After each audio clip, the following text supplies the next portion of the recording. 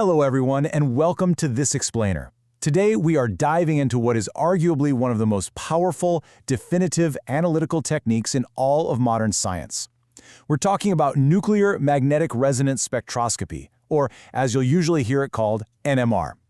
If you've ever found yourself wondering how chemists and researchers figure out the exact three-dimensional structure of incredibly complex molecules, literally down to the arrangement of individual atoms, well, you're absolutely in the right place. Let's get into it. Think about it for a sec. How do scientists actually see the invisible structure of a molecule? I mean, you can't exactly just pop a chemical compound under a standard microscope. Atoms are just way too small for that. So we need a totally different kind of tool. We need something that actually lets the atoms themselves broadcast their location and their chemical environment directly to us. And you know what? That is exactly what NMR does. Here's our roadmap for today's explainer. 1. The magic of nuclear spin. 2. Inside the NMR spectrometer. 3. Decoding the NMR spectrum. 4. Adding a second dimension. And finally, 5. Real-world NMR applications. Section 1. The magic of nuclear spin. Okay, so let's start right at the foundation with this concept of nuclear spin. Certain atomic nuclei, most notably the hydrogen-1 proton and the carbon-13 isotope, possess this built-in quantum property called spin. And because these nuclei have an electrical charge and are, well, spinning, they actually generate a tiny magnetic moment. Basically, they act exactly like microscopic compass needles. Now, if there's no external magnetic field around, these tiny atomic magnets just point in totally random directions. But the real question is, what happens when we introduce a massive magnetic field? Well, when you drop these atomic compass needles into a really strong, uniform external magnetic field, quantum mechanics kicks in. They can't just point wherever they want anymore. They actually have to pick between two binary energy states. The lower energy state, which we call the alpha state, happens when the nucleus aligns parallel to the external magnetic field. It just kind of goes with the flow. Then you have the higher energy state, the beta state, where the nucleus aligns anti-parallel, basically fighting against the magnetic field. And as you might guess, at equilibrium, slightly more nuclei prefer to chill out in that comfortable, lower energy alpha state. So here's where it gets really interesting. It's all about how we manipulate those states. If we hit these nuclei with the exact right amount of energy, and we're talking specifically about electromagnetic radiation in the radio frequency region, we can actually force a nucleus in the alpha state to absorb that energy and flip up into the higher energy beta state. That exact matching of energy, that's called resonance. And when we turn that radio frequency off, the nuclei naturally relax back down to the alpha state. As they do, they release that energy right back out as a signal that we can actually detect. Section 2. Inside the NMR spectrometer. An NMR spectrometer is honestly just an absolute marvel of engineering. To make all of this physics actually work, you need a massive superconducting magnet to generate that highly uniform, intense magnetic field. Right inside the core of that magnet sits the probe, and that holds our sample tube, which is usually this thin little glass tube containing our molecule dissolved in a solvent. Surrounding that sample are the radio frequency coils. These are super important because they act as both the transmitter to blast the sample with RF pulses and the receiver to listen for those faint magnetic echoes coming back from the relaxing nuclei. And tying the whole shebang together is a heavy-duty computer system that controls the timing and crunches the massive amounts of data. All right, so let's walk through how we actually run a measurement. First, the sample equilibrates in the magnetic field, separating our spins into those alpha and beta states we talked about. Second, the transmitter fires a really short, powerful radio frequency pulse, flipping the nuclei. Third, as those nuclei relax back down to equilibrium, the receiver coil is there recording their emitted signal over time. We call this raw oscillating time domain signal the free induction decay, or FID. But here's the catch. Just staring at an FID doesn't actually tell us much about the molecular structure on its own. That brings us to step 4, which is absolutely crucial. See, the FID is just this complex, messy jumble of all the resonant frequencies from every single distinct nucleus in the sample, all decaying over time. To actually make sense of it, our computer performs a seriously brilliant mathematical operation called a Fourier transform. It takes that time-dependent FID signal and translates it into a frequency-dependent spectrum, literally untangling that messy echo into clear, distinct, readable peaks.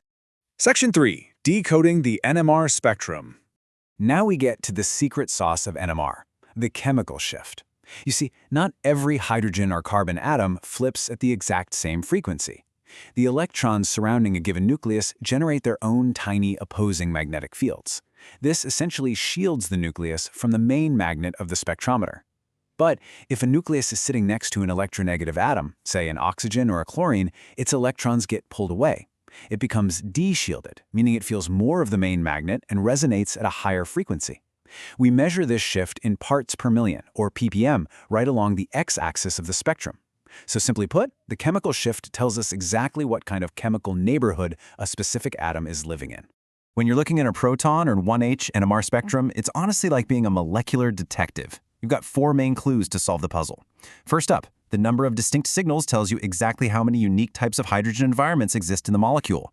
Second, the chemical shift reveals the functional groups. Is the hydrogen attached to a carbon near an oxygen? Is it on an aromatic ring? Third is integration, which is just the area under each peak. That tells us exactly how many hydrogens are producing that specific signal.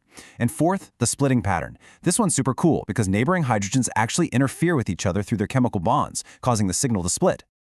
Seeing these side by side really drives the point home. We can view the exact same molecule from completely different perspectives.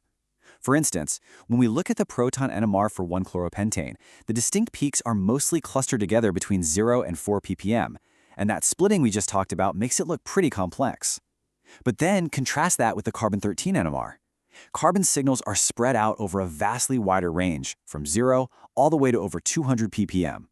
And because carbon-13 is a pretty rare isotope, the atoms don't typically split each other. That gives us a really clean, sharp, distinct peak for each of the 5 unique carbon atoms in the chain. Put them together, and you've got a nearly complete map of the molecule's framework. Section 4. Adding a second dimension. So what happens when molecules get really big and the 1D signals just turn into a confusing, overlapping mess? Well, two-dimensional NMR comes to the rescue. Instead of firing off a single pulse, 2D NMR uses a whole sequence of multiple radio frequency pulses, separated by incredibly carefully controlled time intervals called the evolution period.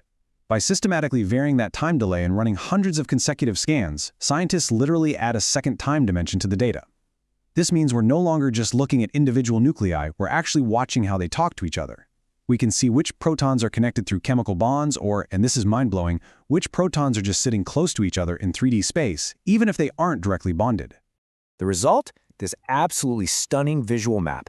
The computer transforms that two-dimensional data into a 3D contour map. You see that diagonal line running across the middle? That is basically your standard 1D spectrum. But the real gold is found in the spots off the diagonal, the cross peaks. Each one of those cross peaks represents a direct correlation, a conversation between 2 specific nuclei. By carefully tracing these cross peaks, chemists can painstakingly untangle all those overlapping signals and actually piece together the exact 3D folded structure of massive biological molecules. Section 5. Real-world NMR applications. So, why does all of this actually matter outside the lab? The applications of NMR across the globe are just staggering. In medicine, MRI machines, they are quite literally just giant NMR spectrometers that map the water protons inside your body so doctors can non-invasively detect tumors and injuries. In the pharmaceutical world, NMR ligand affinity screens are a huge part of high-throughput drug discovery. They let scientists see exactly how a potential drug molecule physically binds to a disease-causing protein. It's used in metabolomics to check blood or urine for early biomarkers of disease, in polymer science for creating new materials, and even in food analysis to verify quality. It is absolutely everywhere. I really want to hit this point home.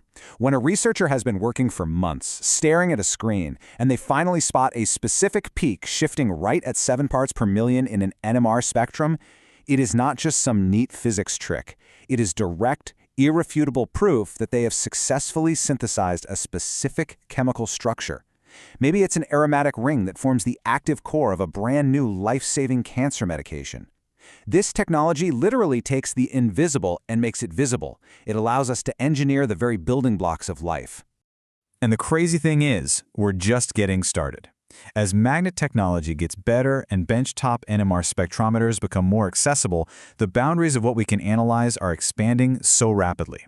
We're now probing molecular dynamics inside living cells and decoding diseases right down at the atomic level. So I'll leave you with this to ponder. As our ability to manipulate and listen to the spins of individual atoms grows ever more precise, what previously incurable diseases will the next generation of magnetic resonance help us finally understand and defeat?